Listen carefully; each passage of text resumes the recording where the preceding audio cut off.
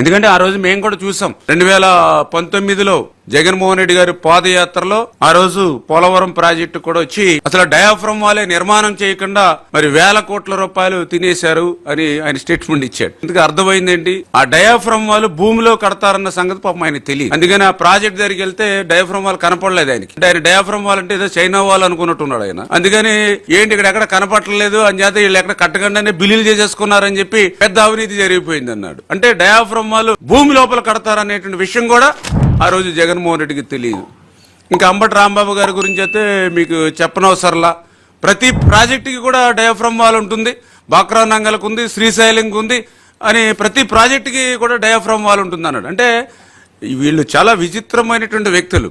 అంటే diaphragm wall ఎక్కడ కడతారో తెలియనటువంటి ఆనాటి ముఖ్యమంత్రి, డయాఫ్రమ్ వాల్ ఏ ప్రాజెక్టుకు ఉంటుందో తెలియనటువంటి మంత్రి, మరి వీళ్ళు ఈరోజు ఈ ప్రాజెక్టుల గురించి మాట్లాడుతూ ఉంటే ఇంకా ఈ ప్రజలు ఎట్లా అర్థం చేసుకోవాలో కూడా తెలియనటువంటి పరిస్థితి, దుస్థితి ఉంది.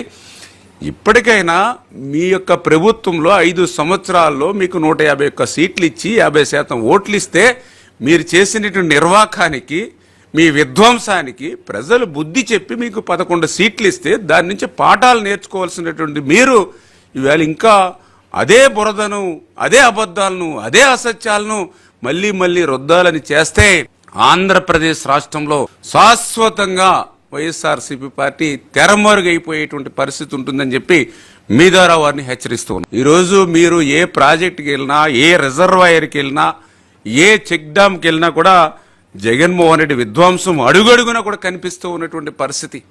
అంటే 5 సంవత్సరాల నీ పాలనలో కనీసం లాకులకి తలుపులు కానీ, షట్టర్స్ కానీ, రోప్స్ కానీ, రిపేర్ల మాట అటుంచి కనీసం గ్రీజ్ కూడా పెట్టి మెయింటెనెన్స్ చేయలేనిటువంటి నువ్వు పోలవరం లాంటి బహుళార్థక సాధక ప్రాజెక్టుల గురించి, మరి వెలుగొండ లాంటి ప్రాజెక్టుల గురించి మాట్లాడడం అని అంటే దెయ్యాలు వేదాలు వల్లిస్తూ ఉన్నటువంటి పరిస్థితి. అందుకు ఉదాహరణగా మీరే చూడండి, ఏదైతే సోమశిల సంబంధించినటువంటి ప్రాజెక్టు, ఈ సోమశిల ప్రాజెక్టుకి సంబంధించి రోప్స్ ఏ మాదిరిగా అయితే తుప్పు పట్టేసి జగన్మోహన్ రెడ్డి పాలనలో ఉన్నాయో ఇవన్నీ కూడా సజీవ సాక్ష్యాలు. ఇవన్నీ కూడా ఈరోజు ఏదైతే మొన్న మేము సోమశిలకి వెళ్ళినప్పుడు చాలా క్లియర్గా మేము గమనించడం జరిగింది. అదేవిధంగా ఇదే సోమశిలలో వీటికి సంబంధించినటువంటి డోర్స్ ఒక్కసారి పరిశీలించండి. మీ ద్వారా ఆంధ్రప్రదేశ్ రాష్ట్ర ప్రజలకి అత్యంత సోమశిల ప్రాజెక్ట్ అంటే దగ్గర మరి చాలా మంచి చరిత్ర ఉన్నటువంటి ప్రాజెక్ట్ ఇది సోమశిల. మరి అటువంటి సోమశిల ప్రాజెక్టుని ఏ స్థితికి, ఏ గతికి జగన్మోహన్ రెడ్డి ఆ షట్టర్స్ ద్వారా కానీ, రోప్స్ కానీ ఎటువంటి స్థితికి తీసుకొచ్చాడో అంటే రేపు ఆ యొక్క నీరు నిండుకుంటే ఎప్పుడు ఏ గేటు తెరిస్తే ఏ గేటు కొట్టుకుపోతుందో అనేటువంటి భయం ఈవేళ ఆంధ్రప్రదేశ్ రాష్ట్ర ప్రజలతో పాటు మాకు కూడా వెంటాడుతున్నటువంటి పరిస్థితి. ఎందుకంటే మొన్ననే మీరు కూడా చూశారు, ఏదైతే తుంగభద్ర ప్రాజెక్టుకి సంబంధించి 19వ గేటు ఏ మాదిరిగా అయితే కొట్టుకుపోయిందో, మరి అదేవిధంగా ఏదైతే మరి బనకచెర్ల మరి మీరే చూడొచ్చు, దీనికి సంబంధించి ఏ రకమైనటువంటి స్థితిలో ఈ యొక్క పరిస్థితి ఉందో. మరి అదేవిధంగా ఏదైతే శ్రీశైలంకి సంబంధించి మరి ఏదైతే ఆ యొక్క వాటర్ని, ఆ రెగ్యులేటర్స్ని మరి ఏదైతే ఆపరేట్ చేస్తామో మరి ఆపరేట్ చేసేటువంటి మరి పరిస్థితి ఎట్లా తుప్పు పట్టేసి ఎట్లా ఉంది, ఇది అసలు ఆపరేషన్ చేయడానికి శ్రీశైలం లాంటి ప్రాజెక్టుకే ఇటువంటి దుస్థితి, ఇటువంటి పరిస్థితి. అదేవిధంగా ఏదైతే రైవాడ రిజర్వాయర్ అంటే ప్రాజెక్టుల దగ్గర నుండి రిజర్వాయర్స్ వరకు కూడా అన్నీ ఇదే రకమైనటువంటి పరిస్థితి.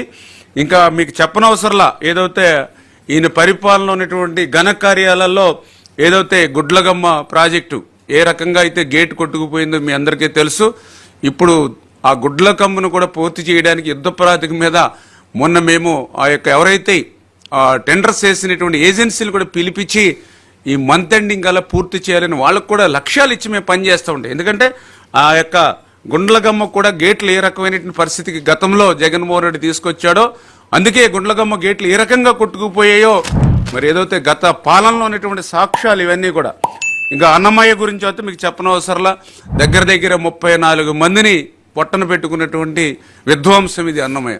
అంటే ఈ రకంగా నీ 5 సంవత్సరాల పాలనలో కనీసం ఆ షట్టర్స్, డోర్స్, రోప్స్ అట్లా రిపేర్లు కాదు, కనీసం గ్రీజు కూడా పెట్టి మెయింటెనెన్స్ చేయలేనిటువంటి నువ్వు ఈవేళ ఇంత పెద్ద పెద్ద ప్రాజెక్టుల గురించి మాట్లాడేటువంటి అర్హత లేదు జగన్మోహన్ రెడ్డి గారు. దయవుంచి అర్థం చేసుకోండి. ఎందుకంటే అంత ఆశ్చర్యపోతున్నారు మీరందరూ.